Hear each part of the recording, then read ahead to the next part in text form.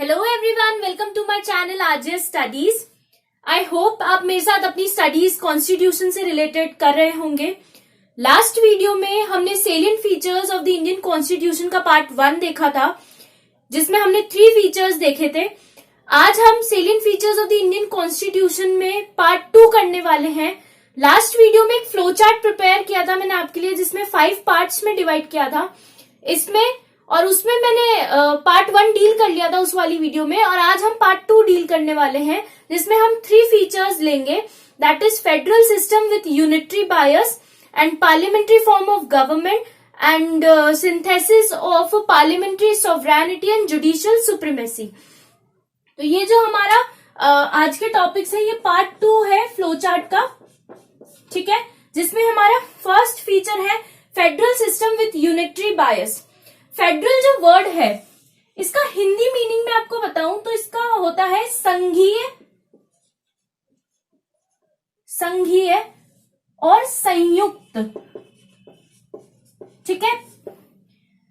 Federal जो संयुक्त जो हम वर्ड ले रहे हैं, फेडरल का हिंदी मीनिंग लिया है मैंने यहाँ पे, तो इसका मतलब है संयुक्त, मतलब 2 चीजों से कंबाइंड, मतलब 2 का मिक्सचर, ठीक है। तो फेडरल जो वर्ड है, इसके अंदर हम यूजुअल जो फीचर्स ले रहे हैं फेडरेशन के, इसमें है 2 गवर्नमेंट्स, बाइकैमरलिज्म, जो 2 गवर्नमेंट्स होती हैं, दैट इज सेंटर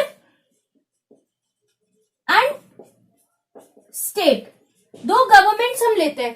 तो फेडरल से आप समझ रहे होंगे संयुक्त वर्ड है, it contains all the usual features of federation, that is 2 governments, division of powers, जो डिवीजन ऑफ पावर्स है वो भी सेंटर और स्टेट में होता है हमारे यहाँ पर, रिटन कॉन्स्टिट्यूशन है, सुप्रीमेसी ऑफ द कॉन्स्टिट्यूशन है, रिजिडिटी ऑफ द कॉन्स्टिट्यूशन है, इंडिपेंडेंट जुडिशरी है एंड बाइकैमरलिज्म। बाइकैमरलिज्म का मीनिंग मैंने आपको पहले बताया है, that is lower house and Rajya Sabha, ठीक है, जो हमारे 2 हाउसेज है उनको बाइकैमरलिज्म में इंक्लूड किया है।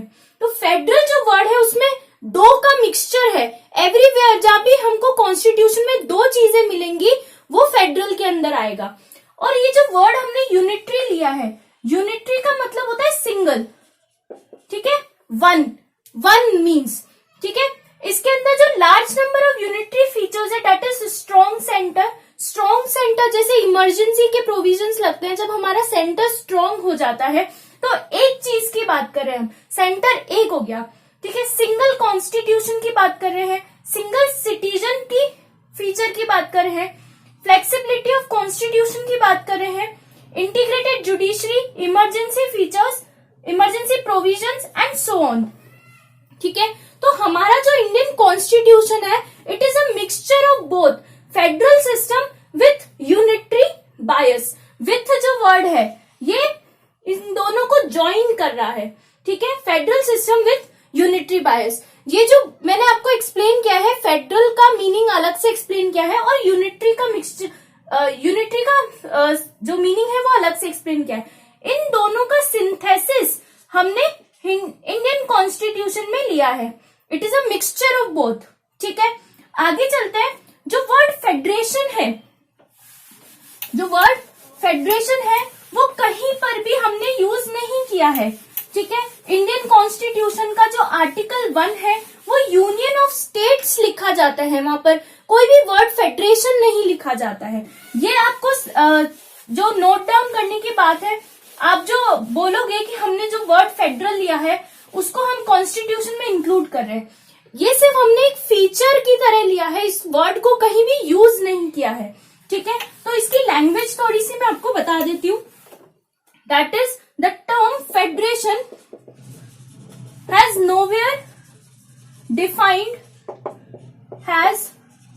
नोवेयर यूज्ड और defined in the Indian Constitution, right?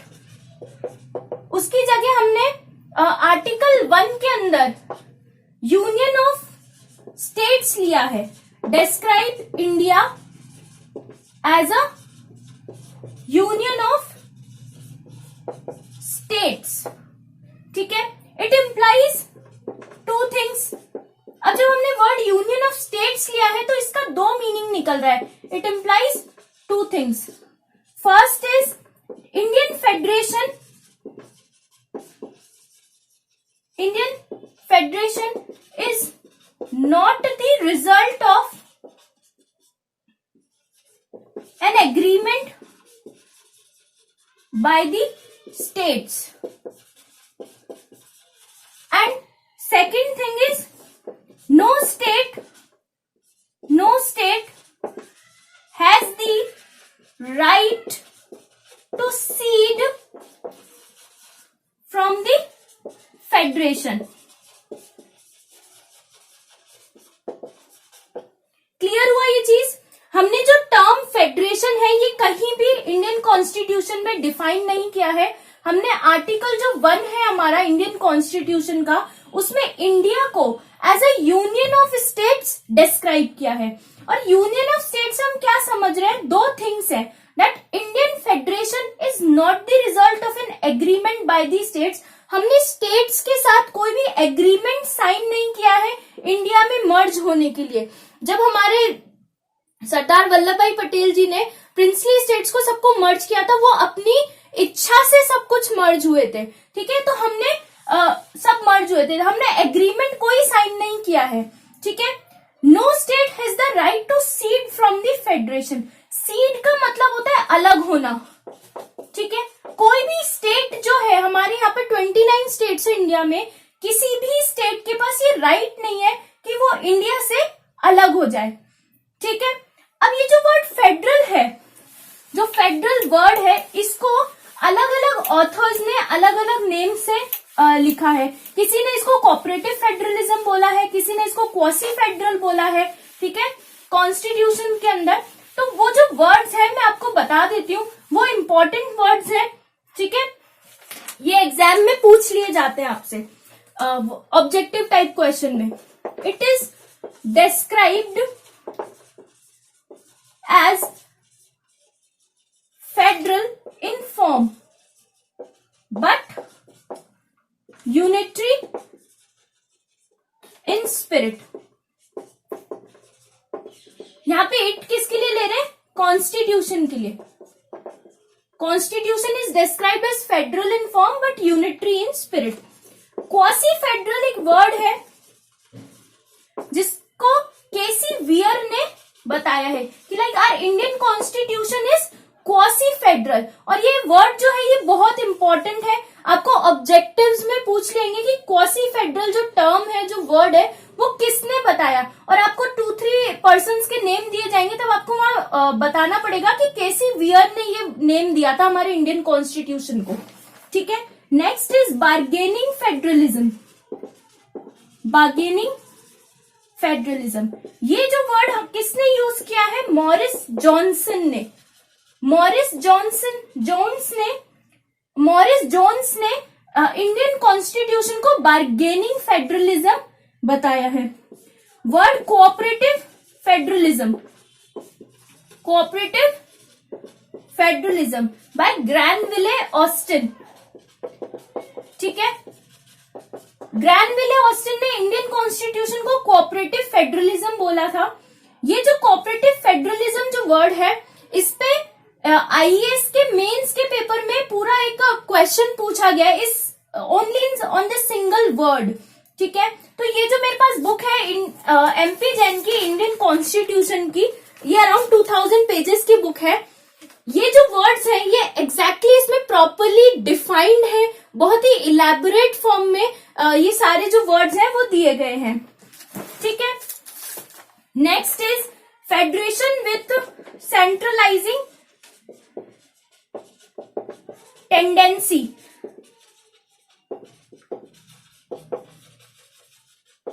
Bye Ivor Jennings.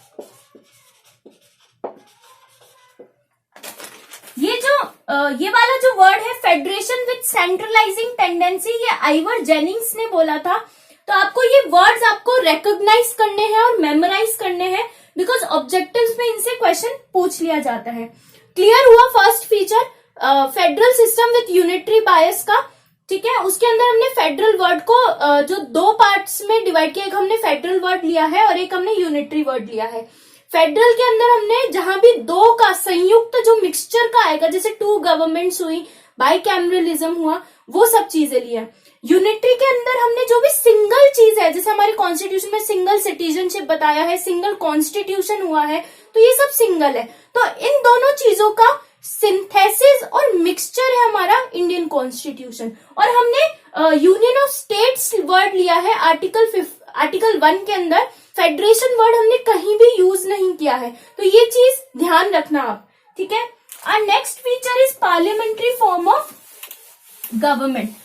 Parliamentary form of government से हम ये समझते हैं कि पार्लियामेंट ही हमारी सुप्रीम है जो सारे लॉज प्रिपेयर करती है। हमारे यहाँ पे प्रेसिडेंशियल फॉर्म ऑफ गवर्नमेंट नहीं है, मोनार्की नहीं है, ठीक है। तो ये जो सेकंड फीचर है पार्लियामेंट्री फॉर्म ऑफ गवर्नमेंट, इसको हम थोड़ा सा लैंग्वेज के थ्रू देखेंगे। इसके अंदर Indian constitution opted for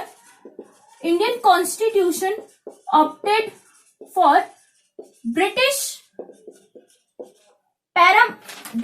parliamentary form of government, British parliamentary form of government rather than American presidential form of government, ठीक है, presidential form of government. Indian constitution ने British form of parliamentary government adopt किया है rather than American presidential form of government. अभी आपको पता है Joe Biden जो अमेरिका के प्रेसिडेंट अपॉइंट हुए हैं, उन तो अमेरिका का जो कॉन्स्टिट्यूशन है वो प्रेसिडेंशियल फॉर्म ऑफ गवर्नमेंट पे वर्क करता है, ठीक है। तो ये हमने अडॉप्ट नहीं किया है, हमने parliamentary form of government adopt किया जो कि हमने ब्रिटिश कॉन्स्टिट्यूशन से लिया है। अब पार्लियामेंट्री सिस्टम जो है उसमें हम क्या क्या चीजें देखते हैं उसको थोड़ा सा मैं आपको लैंग्वेज में बताऊंगी। That is it is based on the principle of cooperation and coordination between the legislative and executive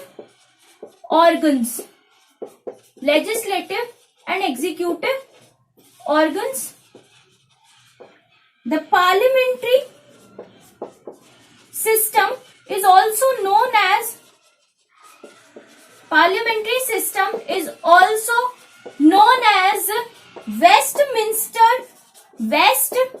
Westminster model of government, ठीक है। जो पार्लियामेंट्री सिस्टम ऑफ गवर्नमेंट है वो कोऑपरेशन एंड कोऑर्डिनेशन है लेजिस्लेटिव का और एग्जीक्यूटिव का। आपको पता तो होगा ही, थोड़ा बहुत तो अवेयरनेस होगी कि हमारे यहाँ पे 3 ऑर्गन्स है, that is legislative, executive and judiciary, ठीक है। जुडिशरी लेजिस्लेटिव जो है वो लॉ मेकिंग का काम करता है, एग्जीक्यूटिव जो है वो उसको एग्जीक्यूट करता है, ठीक है। और जुडिशरी है कि अगर लेजिस्लेचर और एग्जीक्यूटिव से दोनों से कोई गलती होती है तो हमारा सुप्रीम कोर्ट सबसे सुप्रीम है इंडिया का, तो हमको कोई भी लॉ से रिलेटेड या एग्जीक्यूशन से रिलेटेड प्रॉब्लम होती है तो हम वहां उसको चैलेंज कर सकते हैं, तो हम जुडिशरी में जा सकते हैं। तो पार्लियामेंट्री फॉर्म ऑफ जो गवर्नमेंट है वहां पर हमको लेजिस्लेटिव और एग्जीक्यूटिव जो ऑर्गन्स है उन दोनों का कोऑपरेशन एंड कोऑर्डिनेशन मिलता है। कोऑपरेशन कैसे, जो सारे मिनिस्टर्स हैं लोकसभा के अंदर वो सब एक साथ बैठते हैं, लॉ बनाते हैं, ठीक है। और फिर जब एग्जीक्यूशन में कौन होता है, जब सारे मिनिस्टर्स अपना अपना एक डिपार्टमेंट होल्ड कर रहे हैं मिनिस्ट्री के अंदर, तो वो उन्हीं लॉज को जाके एग्जीक्यूट करते हैं, ठीक है। तो इसी वजह से हम जो वर्ड ले रहे हैं यहाँ पे कोऑपरेशन एंड कोऑर्डिनेशन दोनों का मिक्सचर है।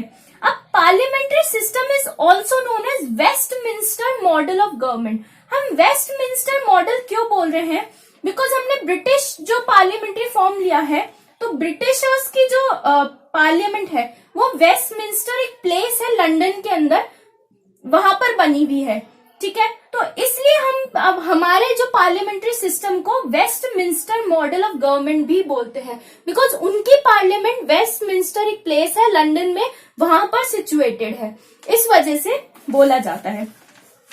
नेक्स्ट, अब ये जो पार्लियामेंट्री फॉर्म ऑफ गवर्नमेंट है इसके कुछ फीचर्स भी हैं, वो फीचर्स मैं आपको बता देती हूँ कि कौन कौन से फीचर्स हैं जो हम पार्लियामेंट्री फॉर्म ऑफ गवर्नमेंट के अंदर ले रहे हैं। तो वो वाले फीचर्स भी आप थोड़ा लैंग्वेज के थ्रू देखेंगे हम, ठीक है। Features of parliamentary form of government. First feature is presence of nominal and real executives. Presence of nominal and real executives. Second feature is majority party rule. Majority party rule. Third feature is collective responsibility. Collective responsibility of the executive to the legislature.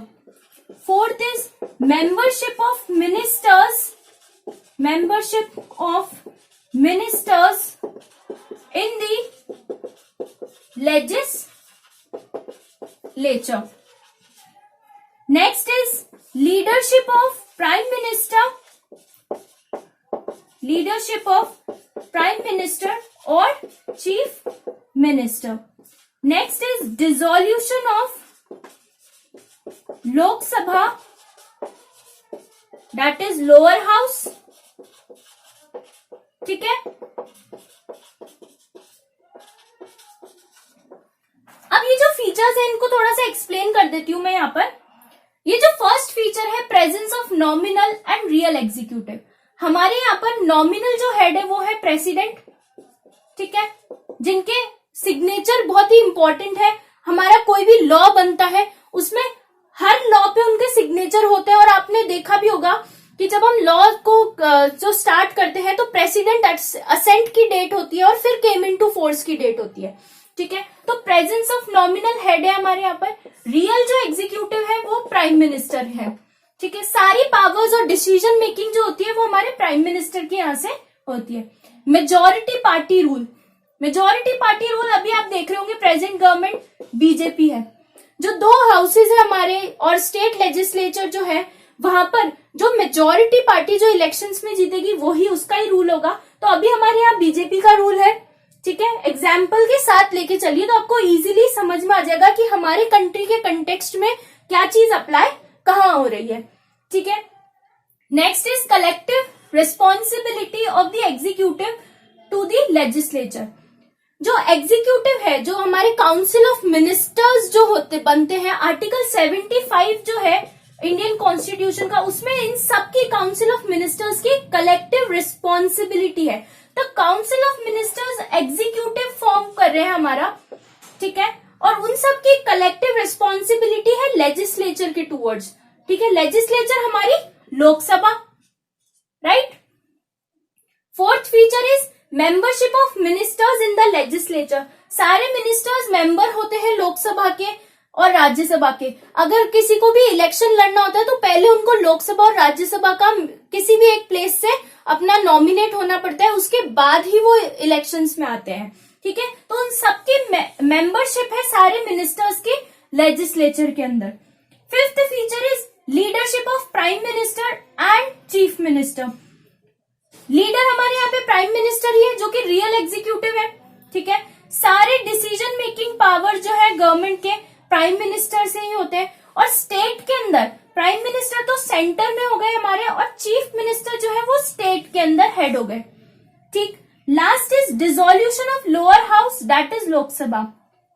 जब हम houses का detail में पढ़ेंगे वहां मैं आपको बताऊंगी कि लोकसभा जो है हमारी 5 इयर्स के लिए ही बनती है, उसके बाद वो डिसॉल्व हो जाती है। डिसॉल्व यानी खत्म हो जाएगी, और उसके बाद वहां पर इलेक्शंस होते हैं। तो सारे जो मेंबर्स हैं, पीपल ऑफ द इंडिया जो वोट कर रही हैं, वो फिर लोकसभा बनाते हैं। तो after every 5 years Lok Sabha dissolve होती है। ये हो गया हमारा पार्लियामेंट्री फॉर्म ऑफ गवर्नमेंट। ठीक है, अब ये जो पार्लियामेंट्री फॉर्म ऑफ गवर्नमेंट है, इसको हम थोड़ा सा कंपैरिजन भी लेंगे ब्रिटिशर्स से। ब्रिटिश पैटर्न जो है उससे कंपेयर करते हुए लेंगे इसको। तो उसके भी मैं आपको थोड़े से पॉइंट्स बता देती हूँ कि हमने क्या क्या डिफर किया है ब्रिटिश पैटर्न से। ठीक है, पार्लियामेंट हमने अडॉप्ट तो कर लिया है parliamentary form of government, but difference क्या है तो उसको भी थोड़ा लैंग्वेज के थ्रू देख लेते हैं। Even though the Indian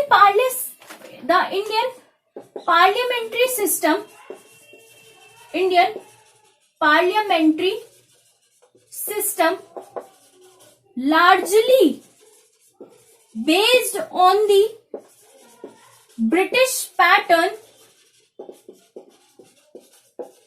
there are some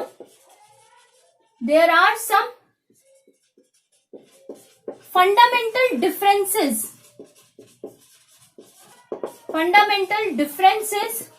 between the two। ठीक है, हमने अडॉप्ट तो कर लिया है इंडियन पार्लियामेंट्री सिस्टम को ब्रिटिश पैटर्न के बेस पर, लेकिन कुछ फंडामेंटल डिफरेंसेस है उन दोनों के बीच में। वो क्या है वो देख लेते हैं। First is Indian parliament is not a sovereign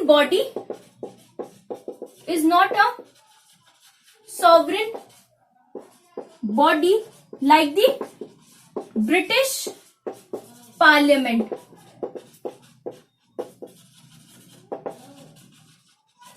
ठीक है, second feature is Indian state has an elected head,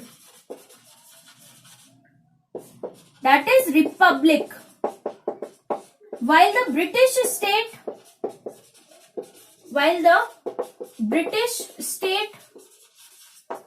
has hereditary head, that is monarchy वहां फॉलो होती है। इन दो पॉइंट्स के बेसिस पर हमने इंडियन पार्लियामेंट्री सिस्टम को ब्रिटिश पैटर्न से डिफरेंस किया है। First is Indian parliament is not a sovereign body. ये जो वर्ड सॉवरेन है, ये जब मैं आपको प्रीएम्बल पढ़ाऊंगी वहां पर अच्छे से एक्सप्लेन करूंगी। ठीक है, and second point is Indian state has an elected head. जो भी हमारे प्राइम मिनिस्टर है वो इलेक्शन के थ्रू आते हैं। रिपब्लिक फॉर्म है, इलेक्टेड का मतलब ही होता है रिपब्लिक। ये भी जब मैं आपको प्रीएम्बल पढ़ाऊंगी तब अच्छे से वहां पर रिपब्लिक का वर्ड एक्सप्लेन करूंगी। While the British state has a hereditary head, जो ब्रिटिश स्टेट के अंदर है वहां पे हेरिडिटरी हेड यानी क्वीन का जो रूल फॉलो हो रहा है वो ही फॉलो हो रहा है। ठीक है, मोनार्की वहां फॉलो हो रही है। इन बेसिस पे इंडिया के अंदर ये दो चीजों के बेस में डिफरेंस है। हमारा नेक्स्ट फीचर है synthesis of parliamentary sovereignty and judicial supremacy.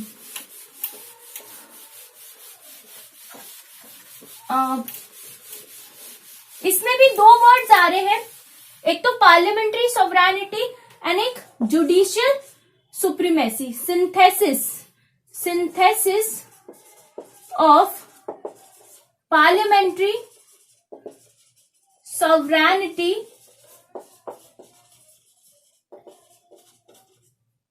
And judicial supremacy. इसमें दो वर्ड्स आ रहे हैं, that is parliamentary sovereignty and judicial supremacy. Synthesis का मतलब आप अभी तक समझ गए होंगे, मैंने आपको 2-3 बार बताया। It is a combination of both. ठीक है, दो चीजों का मिक्सचर, कॉम्बिनेशन ऑफ बोथ, दो चीजों का मिक्सचर यहाँ पर। अब ये जो वर्ड है, एक तो है जुडिशियल सुप्रीमेसी और एक है parliamentary sovereignty. Parliamentary sovereignty is associated with British parliament. हमने ब्रिटिश पार्लियामेंट से लिया है ये वर्ड। ठीक है, ब्रिटिश कॉन्स्टिट्यूशन से। ये किससे कनेक्टेड है? ब्रिटिश पार्लियामेंट से, यानी हमने ब्रिटिश कॉन्स्टिट्यूशन से लिया है। और ये जो जुडिशियल सुप्रीमेसी जो वर्ड है, ये अमेरिकन सुप्रीम कोर्ट से है। Is associated with American supreme court, मतलब ये अमेरिकन कॉन्स्टिट्यूशन से लिया हुआ वर्ड है। तो जो उन्होंने अमेरिका ने अडॉप्ट किया है अपने सुप्रीम कोर्ट में, वो चीज हमने यहाँ पे ली है हमारे इंडिया के अंदर। दो वर्ड्स हैं, इन दोनों को, एक को पार्लियामेंट्री सोवरेनिटी को ब्रिटिश पार्लियामेंट से लिया है, ब्रिटिश कॉन्स्टिट्यूशन से लिया है, और जो जुडिशियल सुप्रीमेसी जो वर्ड है वो अमेरिकन कॉन्स्टिट्यूशन से है। तो ये एसोसिएट हुआ है अमेरिकन सुप्रीम कोर्ट से, ठीक है। इसके अंदर हमने जो स्कोप है जुडिशियल रिव्यू का, उसकी बात कर रही है। तो हमने क्या क्या हमारे सुप्रीम कोर्ट में अडॉप्ट किया, क्या क्या पावर्स सुप्रीम कोर्ट को प्रोवाइड करी है, उसको थोड़ा लैंग्वेज में देख लेते हैं। That is scope of judicial review power of the supreme court in India is narrower than that what exists in US, because American Constitution provides for due process of law, whereas Indian Constitution Article 21 contained procedure established by law।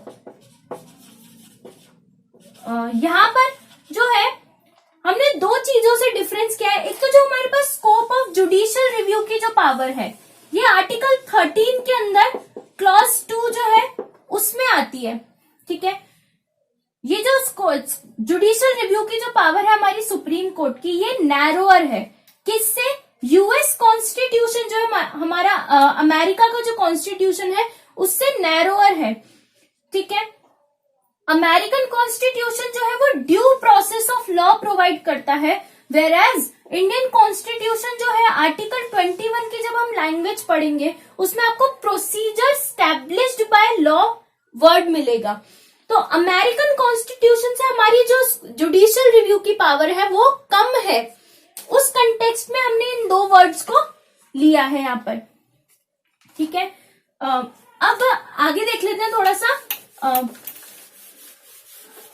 आगे है Indian constitution preferred a proper synthesis.